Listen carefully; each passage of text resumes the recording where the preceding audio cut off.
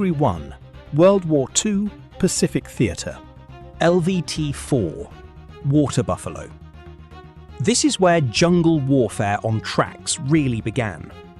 The LVT-4, nicknamed the Water Buffalo, was an amphibious tractor built to carry Marines straight from ship to shore across coral reefs and swampy islands.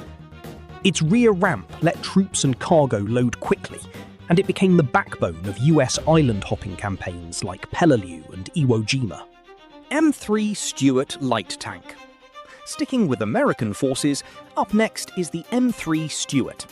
Too light for European battlefields by 1943, the Stuart found a second life in the Pacific, where its small size let it squeeze through jungle trails that heavier tanks couldn't handle. It gave infantry close support against Japanese bunkers on islands like Guadalcanal. M4 Sherman Jungle variants. Still with the US arsenal, let's move on to the Sherman. While famous in Europe, jungle-modified Shermans in the Pacific were fitted with extra ventilation and flamethrower variants, like the Zippo tank, used to burn out entrenched Japanese positions in terrain where infantry alone couldn't clear caves and bunkers. Type 95 Ha-Go. Now, let's cross over to the other side of the battlefield and look at Japan. The Type 95 Ha-Go was a light tank built for speed and mobility across Asia's jungle and rice paddy terrain. Thinly armoured, it struggled against later Allied tanks, but remained the Imperial Japanese Army's primary light tank throughout the Pacific War. Type 97 Chi-Ha. Staying in Japan, next up is the Type 97 Chi-Ha, Japan's medium tank workhorse.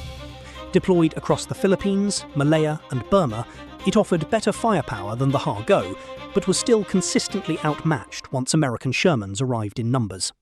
Now that we've covered World War II, let's jump forward 2 decades to a war that redefined jungle combat completely: Vietnam. Category 2. Vietnam War era. The M113 Armoured Personnel Carrier. This is arguably the vehicle most associated with jungle warfare. The M113 became the workhorse of the Vietnam War, its lightweight aluminum hull letting it smash through thick brush and cross rice paddies other vehicles got stuck in. Troops called it the ACAV when up-armed with extra machine guns, and it saw action in nearly every major US ground operation in Vietnam. M48 Patton.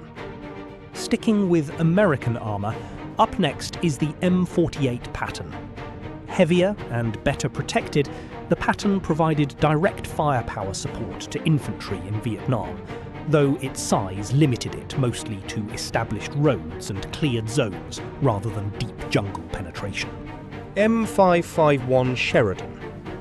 Let's move on to another US design, the M551 Sheridan, a light, air-transportable tank built to be fast and easily deployed.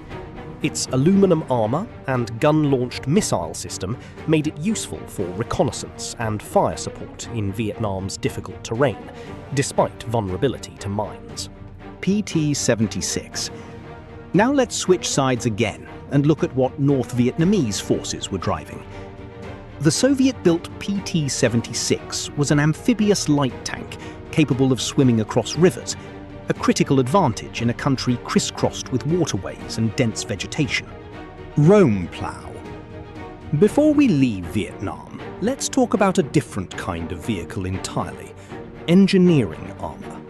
Rome plows, modified bulldozers with armoured cabs, weren't combat tanks, but they played a huge tactical role, clearing jungle canopy to deny Viet Cong cover along key supply routes, changing the shape of the battlefield itself. With Vietnam covered, let's fast forward to the present day and see how different countries around the world have engineered vehicles specifically for their own jungle environments. Category 3. Modern jungle specialized vehicles. Indonesian Anoa APC. Let's start in Southeast Asia, with Indonesia. The Pindad Anoa is a Indonesian Anoa APC. Let's start in Southeast Asia, with Indonesia. The Pindad Anoa is a 6x6 armoured personnel carrier purpose-built for the archipelago's jungle and swamp conditions, combining amphibious capability with a compact frame ideal for narrow forest roads. Malaysian AV-8 Gempita. Moving next door to Malaysia, the AV-8 Gempita is an 8x8 infantry combat vehicle developed specifically with tropical jungle deployment in mind, featuring reinforced suspension and cooling systems suited to Southeast Asia's heat and humidity. Singaporean Bionics IFV. Staying in the same region, let's look at Singapore. The Bionics infantry fighting vehicle was developed with tropical jungle and swamp warfare as a core design requirement, featuring a lightweight aluminum hull optimized for the local terrain and climate. Philippine Simba APC. Still in Southeast Asia, up next is the Philippines. The Simba is a wheeled armoured personnel carrier used across the country's jungle-covered islands, valued for its mobility on poor road networks and its role in counterinsurgency operations. Brazilian EE-11. Now let's cross the globe entirely and head to South America. The EE-11 Urutu is a Brazilian amphibious APC designed for the Amazon rainforest, capable of swimming across rivers using its own propellers, an essential feature for operations in one of the world's densest jungle regions. Brazilian EE-9 Cascavel. Staying in Brazil, alongside it, is the EE-9 Cascavel, a 6x6 armoured reconnaissance vehicle that gave Brazilian forces mobile firepower adapted for the same demanding Amazonian terrain, prized for its light weight and reliability on soft ground. To close things out, let's look at a category that doesn't belong to any single country. Vehicles built to handle almost any terrain on Earth, jungle included. Category 4. Amphibious and all-terrain specialists. AAV-7, Assault Amphibious Vehicle.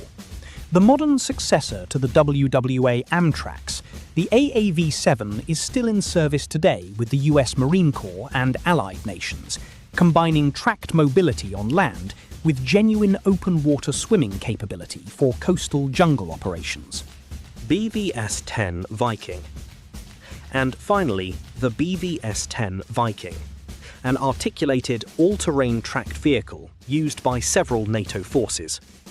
Originally built for Arctic conditions, its low ground pressure and amphibious hull have also made it valuable in soft, waterlogged jungle terrain.